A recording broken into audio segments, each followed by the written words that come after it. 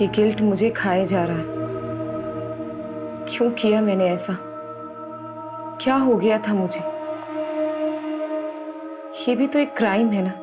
सब कुछ इतनी जल्दी में हो गया कि मुझे कुछ समझ में ही नहीं आया। और अब ये समझ नहीं पा रही हूं कि ये गिल्ट खत्म कैसे होगा। गिल्ट होना अच्छी बात है और अच्छा है कि तुम्हें गलती का एहसास है। बट टू बी फ्रैंक, मैं तुम्हारी मदद तभी कर पाऊंगा जब तुम मुझे खुल के बता पाओगी कि तुम्हारी गलती क्या है। मुझे लेट हो रहा है, मैं चलती हूँ।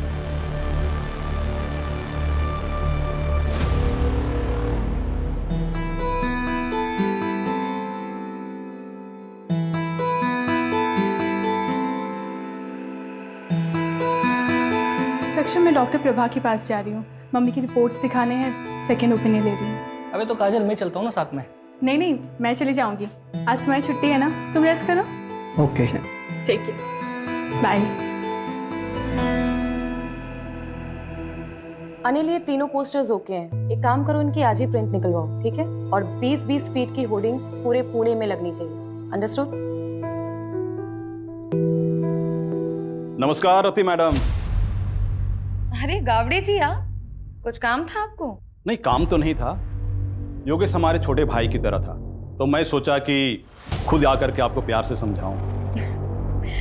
तो एक कॉल ही कर लेते ना। इस उम्र में इतनी तकलीफ क्यों दे रहे हैं खुद को? आप अकेली औरत मैडम, कैसे करोगी ये सब?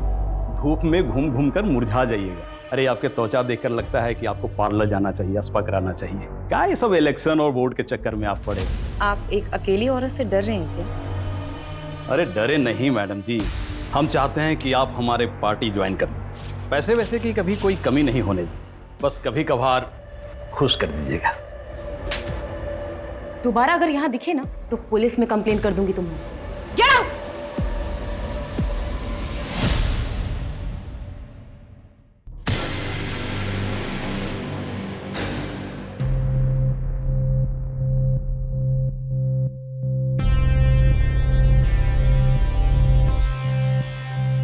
रति, कब तक हम ऐसे छुप छुप के मिलते रहेंगे?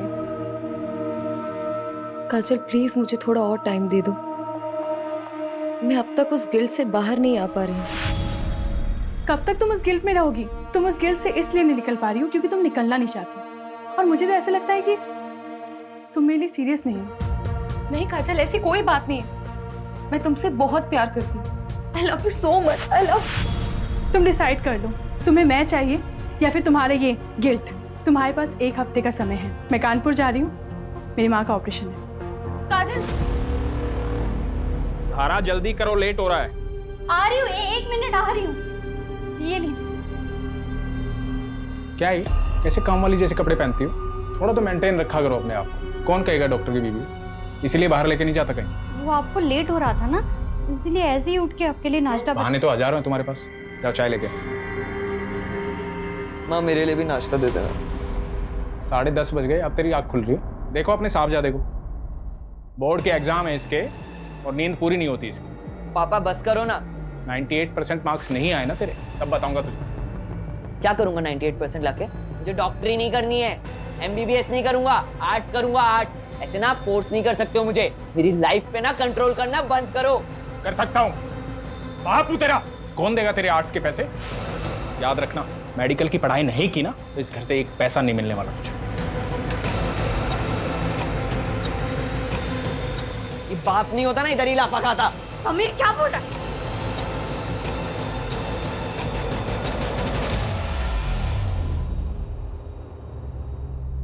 माता जी, ये दवाई मैंने लिखी है और ये हमारे कैंप की तरफ से फ्री है। जुग जुग जियो बेटा, तुम बहुत ही अच्छा काम कर रहे हो।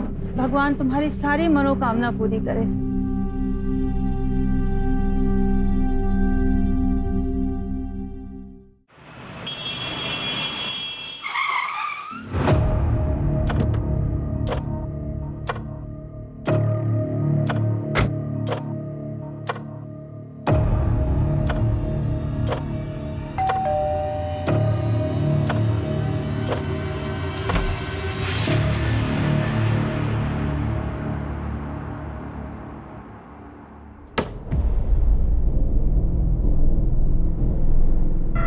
बैठो, मैं कॉफी लेके आती हूँ।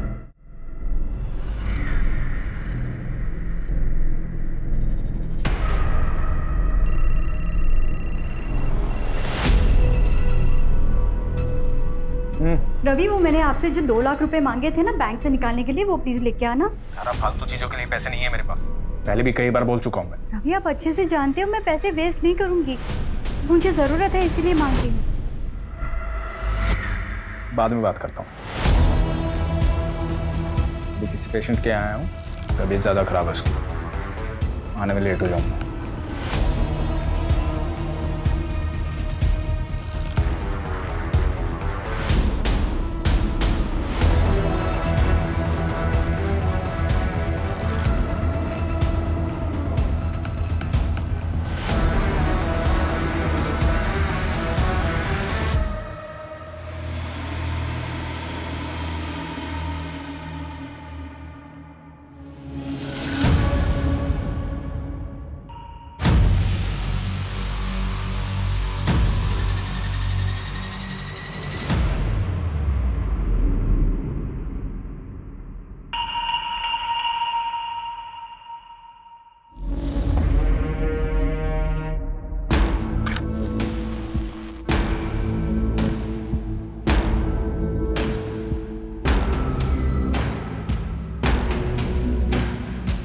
अरे वाह, महंगी वाली, क्या बात है।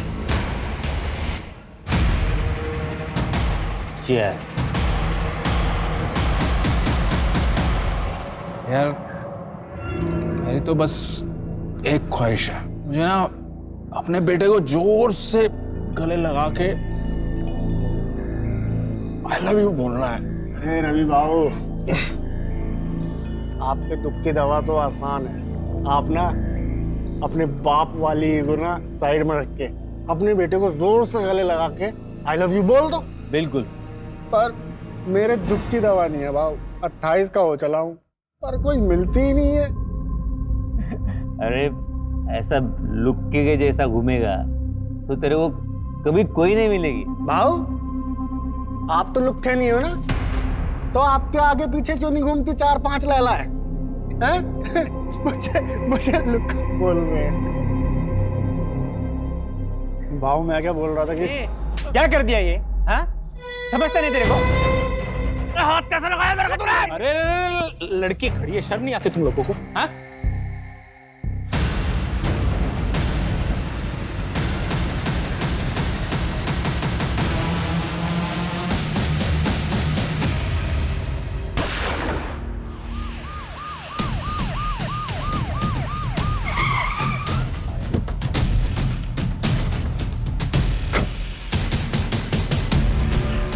सर, बड़ा ही अजीब क्राइम सीन है। देखिए,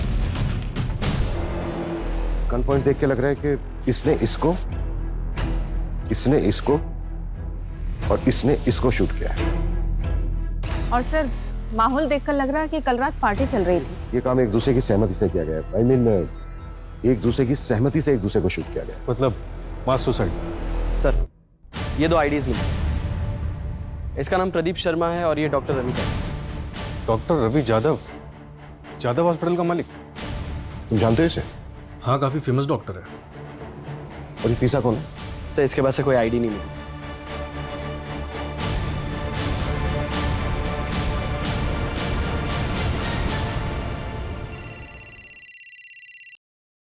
हेलो,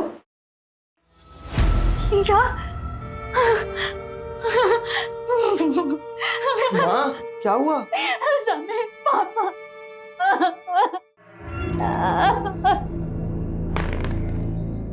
क्या बात है?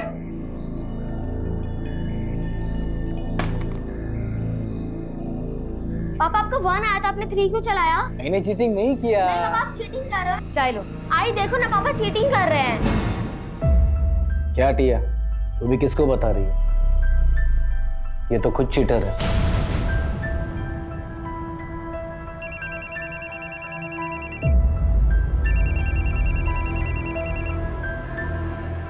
हेलो, हाँ मैं जानती हूँ प्रदीप को। क्या हुआ? क्या?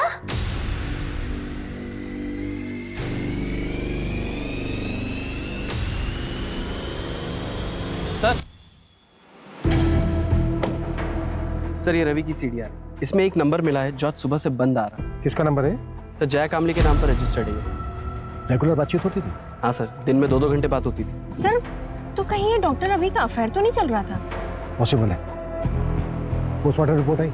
सर डिटेल पोस्टमार्टम रिपोर्ट आने में 1 हफ्ता लगेगा। प्राइमरी पोस्टमार्टम में ये आया है कि तीनों की बॉडी में 250 ml से ज़्यादा अल्कोहल है। मतलब पूरे चांसेस हैं कि फुल नशे में हो।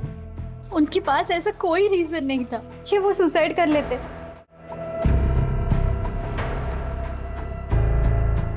क्या आप लोग इन्हें जानते हैं? नहीं नहीं सर।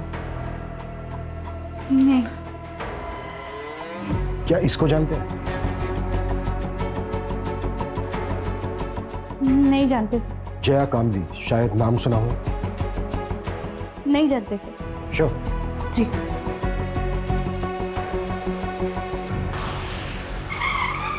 प्रदीप ने लास्ट कॉल जिस नंबर पे किया था वो नंबर आपका है, मिसेज लता तांबे। कैसे जानती थी आप प्रदीप? सर मैं अच्छी तरह जानता हूं उसे। हमारी बेटी को पढ़ाने आता था। पढ़ाता क्या था? 1 नंबर का ठरकी था। अच्छा हुआ मर गया। बिल्कुल सही। टिया, आज के लिए इतना काफी है, बाकी कल कर लेंगे। ठीक है सर। मुझे कुछ काम से बाहर जाना। किस सर? मेरे बेटी को हाथ कैसे लगाया तूने? मेरे बेटी को हाथ लगाया कैसे तूने? विनय, मैं तो सिर्फ पढ़ा रहा था। मैंने मेरी आंखों से देखा तू क्या कर रहा था।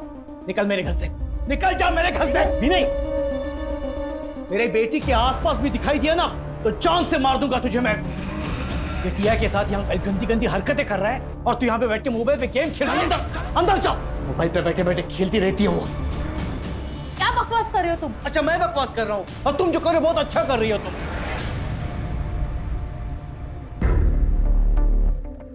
सॉरी सर, वो थोड़े गुस्से वाले हैं। मंजू, यस।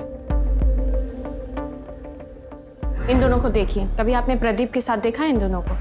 जानती हैं आप इन्हें? नहीं, मैंने नहीं देखा। प्रदीप की फैमिली में से जानती है किसी को? देखिए हम उसके घर पे गए थे, घर पे ताला लगा हुआ था और नेबर से भी हमें कोई खास इन्फॉर्मेशन नहीं मिली। नहीं सर, उसने कभी कुछ बताया नहीं। शायद वो अकेला ही रहता था।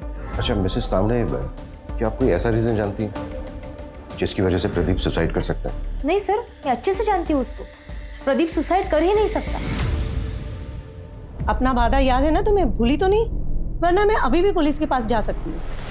नहीं, पुलिस के पास मत जाना। मैं रवि के अंतिम संस्कार में बिजी थी। मैं तुम्हारा काम कर देती हूँ। जल्दी करो, मैं और दिन ज्यादा वेट नहीं कर सकती हूँ। हाँ ठीक है।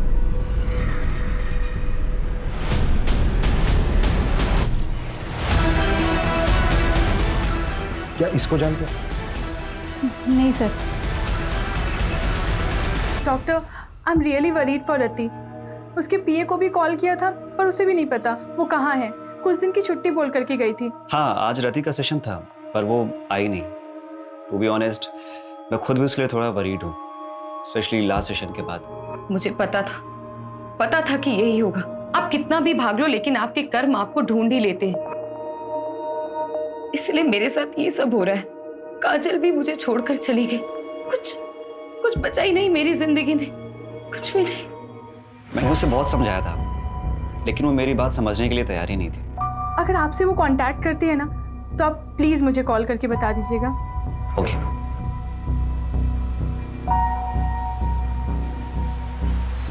सर डॉक्टर रवि ने पाषाण में 3 करोड़ का फ्लैट बुक किया है। 3 करोड़ का घर? जी। नॉमिनी कौन है? बेटा नॉमिनी। फ्लैट बीवी के नाम पे बुक किया। हाँ लेकिन सर गन की बैलिस्टिक रिपोर्ट आ गई। ये देखिए, थोड़ी सी शॉकिंग है। रवि के पास जो गन थी उससे एक भी बुलेट नहीं निकली। प्रदीप और जो अननोन विक्टिम मिला है उनके गन से एक बुलेट निकली। लेकिन गोली तो तीनों को लगी थी। तो फिर तीसरी गोली किस गन से चली?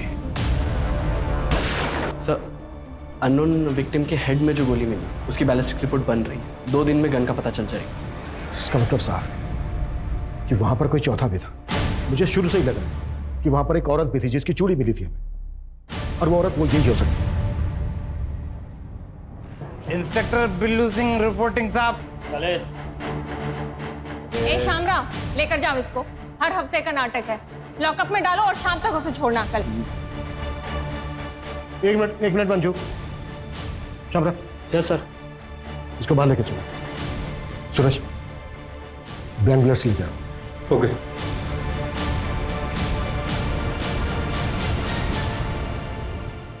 चल पकड़। मिला। गन? निशाना लगा उसमें। घबरा मत, निशाना लगा। शाबाश। हाँ, लगा निशाना।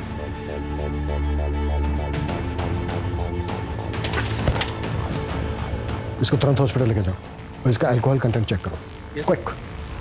चलो चलो। मान लेते हैं ये है मिस्टर एक्स। मिस्टर एक्स के राइट हैंड में गन थी। मिस्टर एक्स ने प्रदीप को शूट किया। प्रदीप के राइट हैंड में गन थी। प्रदीप ने रवि को शूट किया। रवि के हाथ में भी गन थी, लेकिन रवि की गन तो चली नहीं, तो फिर मिस्टर एक्स को गोली लगी कैसे? देखो, इन तीनों के ब्लड में 250 ml से ज्यादा अल्कोहल कंटेंट था। बिल्लू भी हैवी ड्रिंक करता है, जैसा कि हमने देखा कि बिल्लू ठीक से खड़ा भी नहीं हो पा रहा। निशाना लगाना तो दूर की बात। सर तो फिर ये मिस्टर एक्स और प्रदीप का निशाना इतना सटीक कैसे लगा? दोनों में से किसी का भी निशाना नहीं चुका। इसका मतलब ये पूरा क्राइम सीन सेटअप था। एग्जैक्टली, हमें गुमराह करने के लिए। ये कोई मास सुसाइड नहीं, बल्कि मास मर्डर था। इसका मतलब साफ है कि यहाँ पे इन तीनों के अलावा भी कोई चौथा था, और ये चौथा है हमारा असली मर्डर। ये ले तेरे पैसे और अपना मुंह बंद रखना। और हाँ, याद है मुझे मेरी डील। शहर छोड़ के चली जाऊंगी मैं। तेरे लिए यही अच्छा होगा, और गलती से भी समीर की कंप्लेंट पुलिस में नहीं करोगी। बोला ना, नहीं करूंगी।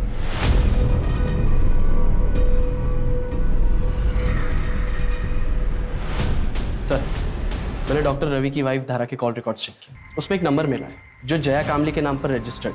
ये उसका दूसरा नंबर है। और सर, अजीब बात तो ये है, धारा और जया की बात डॉक्टर रवि के मरने के एक दिन बाद से शुरू हुई। तो कहीं वो चौथी लड़की, ये धारा,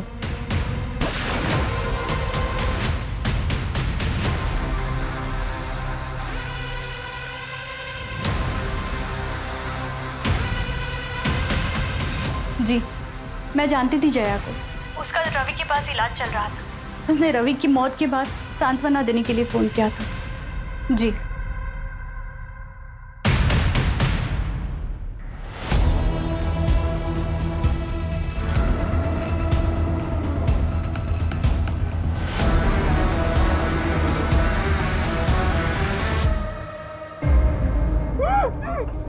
मेरे पापा से वापस मिलने की कोशिश की ना तो जान से मार दूंगा। मैं नहीं जानती। ए, नाटक बंद कर। मेरे पापा डॉक्टर रवि तुझसे मिलने आते हैं ना, तेरे साथ इधर गुलछड़े उड़ाते हैं ना। क्या चाहती है तू? उनकी प्रॉपर्टी? एक बात कान खोल के सुन ले, मेरे पापा की प्रॉपर्टी पे सिर्फ मेरा और मेरी माँ का हक है, समझी? सूरज, जया का मूवमेंट ट्रैक हुआ? बटरफ्लाई रात को कहाँ थी? सर, जया का फोन तो उसके घर पे ही एक्टिव था, और कोई ऐसा क्लू नहीं मिला जिससे ये पता चले कि जया क्राइम साइट पे गई। जैसे क्राइम साइट पे जाने वाले सभी रास्तों का सीसीटीवी हम स्कैन कर रहे हैं। और सर, हॉस्पिटल स्टाफ से भी बात हुई। उन्होंने बताया कि जया को डायबिटीज है, और ये डॉक्टर रवि इंसुलिन का शॉट लगाने से घर पे जाता है। व्हाट? तब डॉक्टर रवि और जया के बीच में अफेयर नहीं था? हेलो, अच्छा, नजर रखो उस पर। सर, उन तीनों को जिसने गन सप्लाई की थी उस सप्लायर का पता चल गया। गुड्डू ने उस पर नजर रखी है। मूव।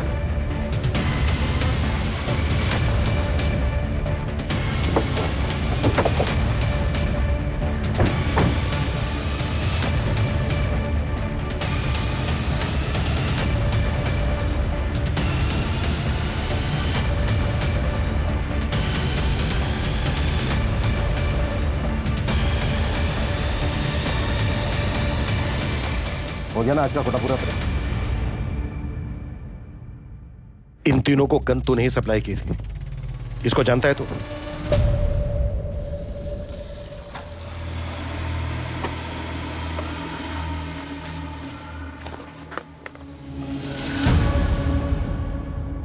ये आपका गन, और भाऊ ये आपका गन। और अक्षय भाऊ, ये खास आपके लिए। अरे अक्षय भाऊ, ये क्या कर रहे हो आप? अरे यार, बस ट्राई कर रहा था, सॉरी। इसमें गोली तो मैं तो ऊपर पहुंच जाता। गोली लाया, गोली है? हाँ।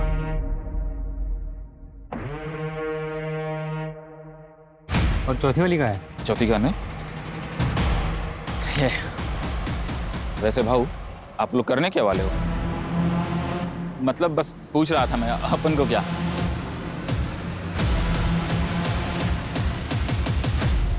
आलू? हाँ साहब, 3 लोग थे, 4 गन लेके गए और उनके पूरे सीट पे आलू भरे थे। ये जो तीसरा आदमी था, इसका क्या नाम बताया तुमने? अक्षय नाम है उसका, यही कोरेगांव पार्क में ही रहता है। मेरा एक दोस्त है जो उसका पड़ोसी है, तो उसी ने डील कराई थी। इस अक्षय का घर परिवार? घर परिवार तो नहीं पता साहब, लेकिन वो एड्रेस दे सकता हूँ। तो शायद ये मास सुसाइड ही था। शायद हाँ। गन इन तीनों ने खुद खरीदी। सवाल ये है कि चौथी गन किसके लिए खरीदी गई? तो शायद वो गन किलर के पास। इन तीनों ने और वो चौथा आदमी औरत जो भी कोई है, इन सब ने मिलकर ये प्लान किया होगा और फिर ये चौथा शख्स बैकआउट कर गया होगा। या फिर ये भी हो सकता है कि शुरू से इसका ये प्लान था। सवाल ये है कि ये चौथा शख्स कौन है और उस चौथे शख्स का इन तीनों के साथ क्या कनेक्शन है। सबसे पहले हमें इस कनेक्शन को ढूंढना होगा। और सर वो आलू जो शाहिद ने बताया था, इतने सारे आलू से तो समझ में नहीं आ रहा है। मैं तो बेहोश था हॉस्पिटल में, कल ही डिस्चार्ज हुआ हूं। मुझे तो पता ही नहीं था कि अक्षय इस दुनिया में नहीं। इस महीने मेरा ऑपरेशन है, 10,000 कम पड़ रहे थे, वो इसी जुगाड़ में लगा था। उसने जिंदगी में अपने लिए कुछ नहीं किया, मेरे पीछे ही परेशान रहता था। वो कभी आत्महत्या नहीं करता। देखिए चंदन जी, ये तो हम नहीं कह सकते, पर क्या आपकी जानकारी में कोई ऐसा है जो अक्षय को जान से मार सकता है? कोई ऐसा क्यों करेगा? सीधा साधा था मेरा बेटा, न नशा, न लड़की, न कोई और ऐसी, सिर्फ मेहनत करना जानता था। चंदन जी, ये 2 लोग हैं जिनकी बॉडी हमें आपके बेटे अक्षय की बॉडी के साथ मिली थी। आप जानते हैं इन्हें? नहीं, मैंने इनको नहीं कभी देखा। ठीक है चंदन जी, अभी आप अपने घर जा सकते हैं। मंजू, गायकवाड़ को बोलो कि वो इनको इनके घर तक छोड़ दें।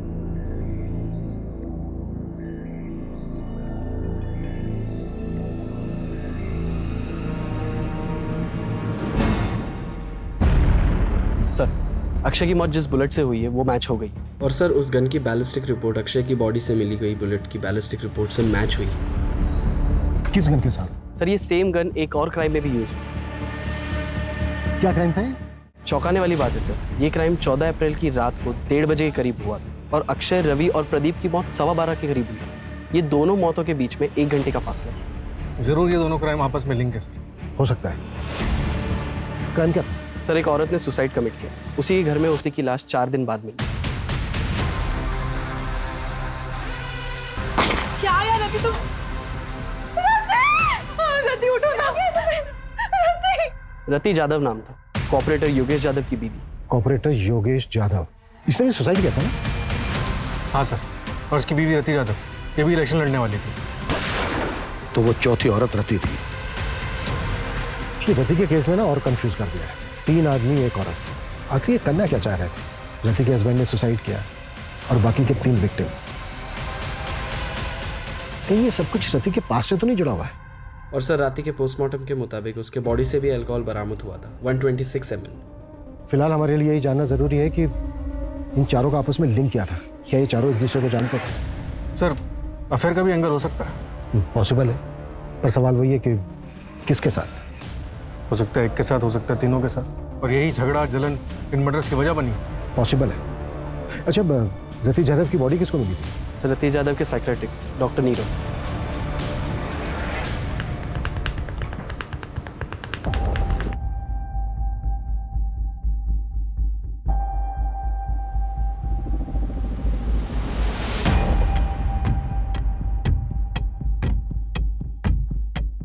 हेलो सर, रियली सॉरी, आप लोग काफी टाइम से वेट कर रहे हैं क्या? नहीं, इट्स ओके। एक्चुअली हमें आपसे रति यादव के बारे में बात करनी थी। आप रति के डॉक्टर थे ना? जी। दरअसल हमें ये जानना था कि क्या रति किसी बात को लेकर परेशान थी? जी, एक्चुअली रति गिल्ट में थी। ये समझ नहीं पा रही हूँ कि ये गिल्ट खत्म कैसे होगा। गिल्ट? किस बात का गिल्ट था रति को? कुछ साल पहले उसके हस्बैंड योगेश की डेथ हो गई थी और रति उसके लिए खुद को जिम्मेदार मानते थे। रति आई एम हो। ये तुम दोनों, ये सब क्या हो रहा था? योगेश, योगेश मेरी बात सुनो। क्या बात सुनो तुम्हें शर्म नहीं? मेरा नाम, मेरी इज्जत सब मिट्टी में मिल जाएगा। इलेक्शन कैंपेन स्टार्ट होने वाला है। तुम टेंशन मत लो, मैं और काजल कहीं दूर चले जाएंगे। मुझे छोड़कर सबको पता चल जाएगा। मेरा नाम, मेरा करियर, मेरी इज्जत सब बर्बाद हो जाएगा। योगेश मेरी बात सब सुनो। बर्बाद हो जाएगा। योगेश, योगेश, योगेश, योगेश, योगेश,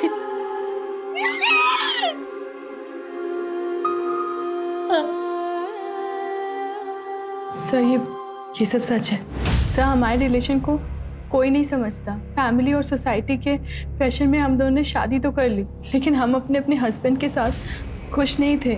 हमने भागने का प्लान बनाया था, लेकिन सर रति योगेश के सुसाइड से उभर ही नहीं पा रही थी।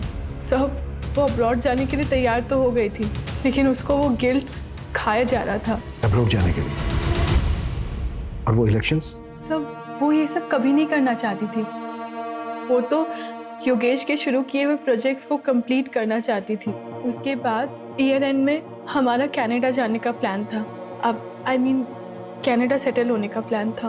वहाँ की एक यूनिवर्सिटी में मैंने पीएचडी का फॉर्म भी फिलअप कर दिया था। सब कुछ ठीक चल रहा था, सब कुछ। लेकिन उस दिन हमारे बीच झगड़ा हो गया। कब तक तुम उस गिल्ट में रहोगी? और मुझे तो ऐसा लगता है कि तुम मेरे लिए सीरियस नहीं हो। नहीं काजल, ऐसी कोई बात नहीं है। I love you so much, I love. और मैं कानपुर चली गई। सब मेरी गलती है सर। ठीक है।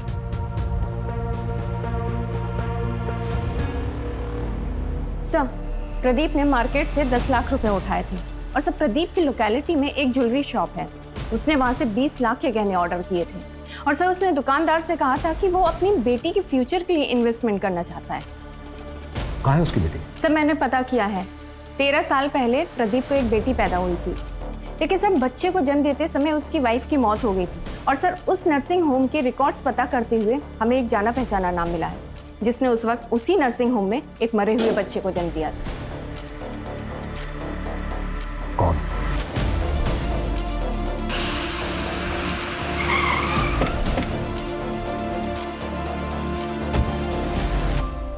क्या मेरी बेटी टिया मेरी बेटी नहीं है, उस प्रदीप की बेटी है? ये बात तुम्हें पता नहीं थी? नहीं सर, इन्हें नहीं पता। वो मेरी प्रीमेच्योर डिलीवरी हुई थी, उस वक्त ये शहर से बाहर थे, इन्हें कुछ भी नहीं पता। सब कुछ अचानक हुआ सर, और मैंने भी इनसे बात छुपा ली, वरना प्रदीप की तरह ये भी मरे हुए बच्चे की बात सुन के टूट जाते। विनय, हाँ 14 अप्रैल की रात को 8 से 12 के बीच में कहाँ थे तुम? विनय सर यही घर पे ही थे, मेरे और टिया के साथ।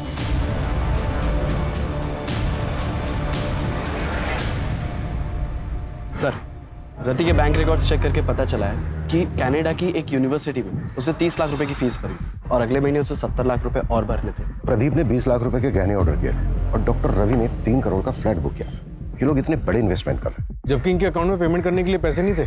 ये भी तो हो सकता है कि पैसा कहीं से आने वाला हो इनके पास, और ये बात पहले से किसी को पता। सर रवि को मारने के लिए धारा, जया और समीर सबके पास मोटिव था। और तो और सर, प्रदीप को मारने के लिए विनय के पास भी मोटिव था। और रति पॉलिटिकल फिगर थी, हो सकता है उसको कोई दुश्मन बन गया। थप्पड़ बहुत महंगा पड़ेगा मैडम जी। तुम्हारी यूनिवर्सिटी की फीस है 1 करोड़ रुपए। सतीश 30 लाख रुपए भर चुकी थी, राइट? जी। बाकी के बचते हैं 70 लाख रुपए, लेकिन रति के बैंक अकाउंट में 70 लाख रुपए थे नहीं, तो फिर वो बाकी के पैसे कहां से भरने वाले थे?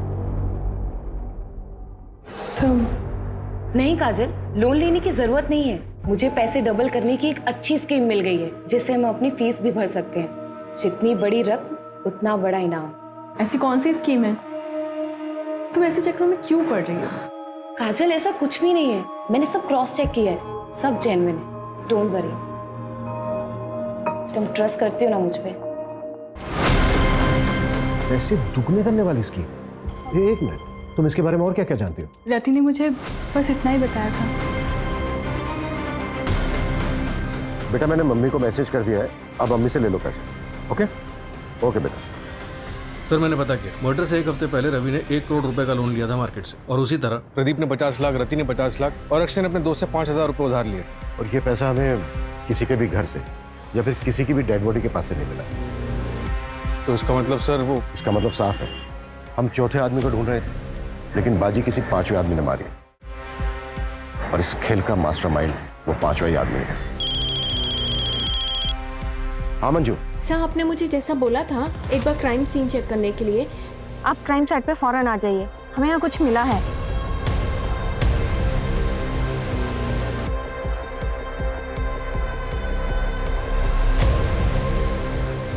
सूरज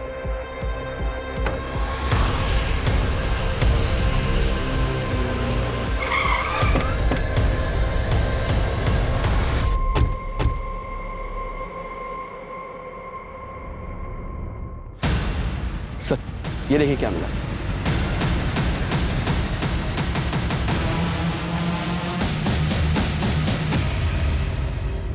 ये चल क्या रहा है यार? जमीन के अंदर मटकों में आलू।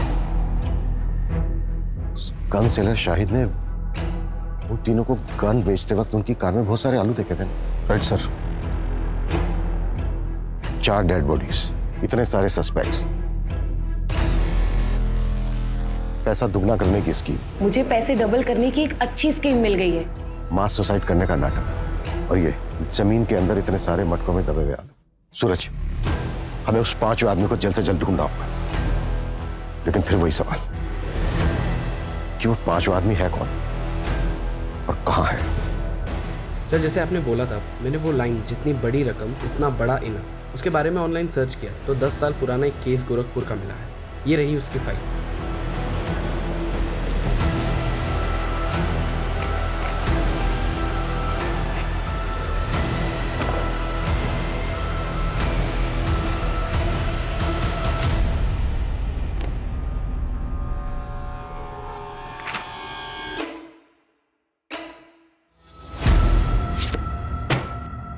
दस साल पहले देव श्रीवास्तव ने पोंजी स्कीम बनाई थी और सबको लूट-लाट कर भाग गया था। ये केस सीरियस तब हुआ जब 2 भाइयों ने सुसाइड कर लिया था। पुलिस ने खूब पूछताछ की थी देव श्रीवास्तव से, लेकिन उसके खिलाफ कोई सबूत नहीं मिला। फिर भी मैं गोरखपुर पुलिस से कांटेक्ट करता हूँ, पता करता हूँ कि देव श्रीवास्तव आजकल है कहाँ, है भी या नहीं। क्विक। सर देव श्रीवास्तव 4 साल पहले मर चुका। एक और डेड एंड। नहीं सर, देव का एक बेटा है जो 2 साल पहले यहीं पुणे में शिफ्ट हुआ था। इसका हमारे किसी सस्पेक्ट के साथ कोई कनेक्शन है? हाँ सर, ये देखिए।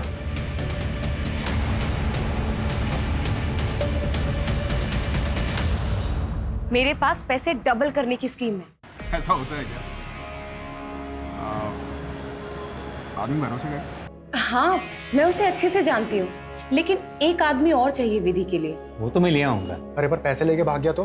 अरे नहीं यार, रति ने मुझे बोला है पहले वो डेमो देगा। क्या डेमो के लिए पैसे देने होंगे? अरे नहीं नहीं, डेमो के लिए पैसे नहीं, कुछ और लगेगा।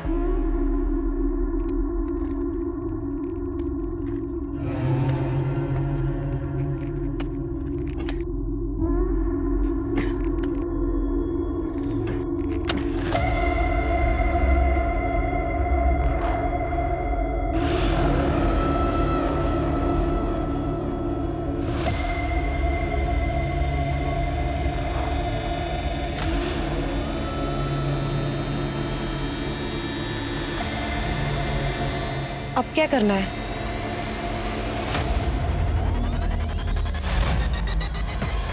तुम चारों का कार्य समाप्त हुआ और मेरा कार्य आरंभ। इसके लिए तो तुम्हारे पास एक ही रास्ता है, तुम तुम्हारी पार्टनर काजल के साथ अब्रॉड चली जाओ। लेकिन डॉक्टर, मेरे पास इतने पैसे नहीं हैं। इसके लिए मेरे पास एक रास्ता है, सीक्रेट है, मैं पैसे डबल कर सकता हूँ। क्या? कैसे? एक तरीका है, अब साइंटिफिक नहीं है, और इस विधि को पूरा करने के लिए तुम्हें 4 लोगों को इकट्ठा करना होगा जो कि पैसा डबल करने की चाह रखते हो। लेकिन डॉक्टर, ये सब होगा कैसे? पहले तुम 4 लोगों को आइडेंटिफाई कर लो, उसके बाद मैं तुम्हें डेमो भी दे दूंगा। उसके बाद अगर तुम चारों को मुझ पर भरोसा होता है तब पैसे लेकर आना।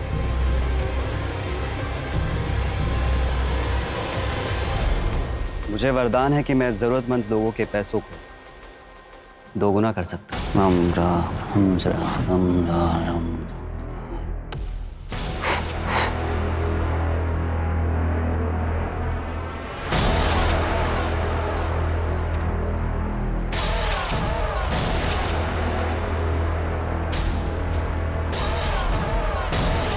यहाँ आओ, यहाँ खोदो। सच क्या है खुद ब खुद पता चल जाए।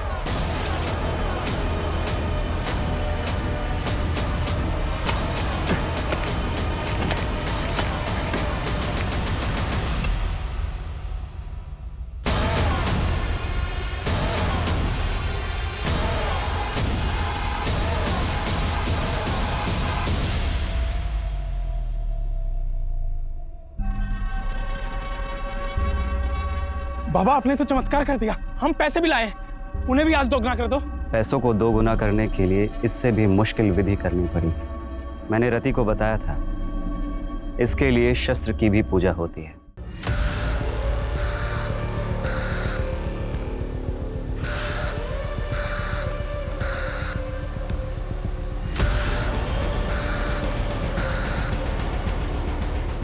अब मुझे इस कार्य को पूरा करने के लिए समय लगेगा और एकांत भी।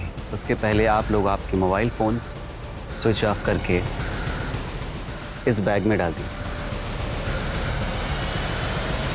अब आप लोग शुभ घड़ी की प्रतीक्षा कीजिए।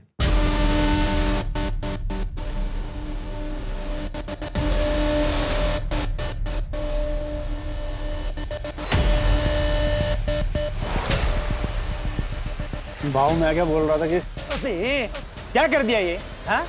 समझता नहीं तेरे को? हाथ कैसे लगाया मेरे को तूने? तो तेरे को छोड़ू क्या कर रहे हो यार, छोड़ो।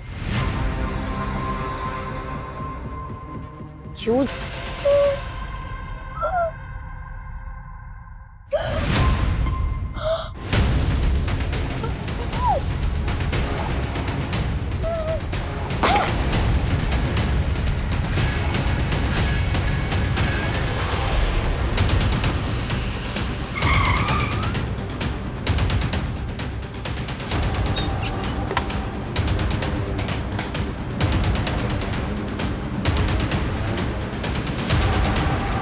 सूरज, पूरे शहर में मुझे नाकाबंदी चाहिए। हर जगह पर नीरव की फोटो खिंचवाओ, खास करके शहर के बॉर्डर। क्विक।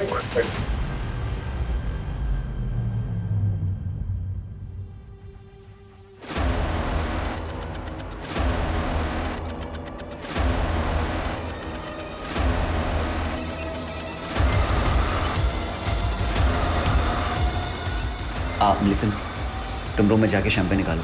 ओके। मैं बस 2 मिनट में आया। मैं बस 2 मिनट में आया।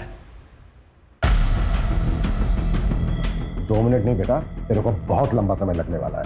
अब लेके चलो इसको। अरे सर मेरी बात। सर मार लेना, जी भर के मार लेना, लेकिन पहले ये तो बताओ कि मुझे ढूंढा कैसे?